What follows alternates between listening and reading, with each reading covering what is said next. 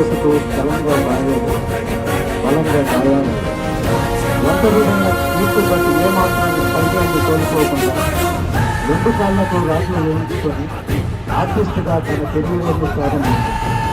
కన్నడలో 2 సినిమాలలో నటించిన కీర్తి భట్ మనసిచ్చి చూడు సీరియల్లో హీరోయిన్గా తెలుగు ప్రస్థానాన్ని ప్రారంభించింది.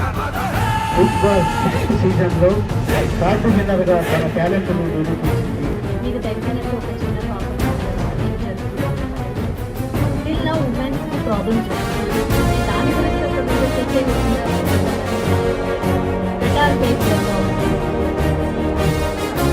లైఫ్లో ఏం జరిగింది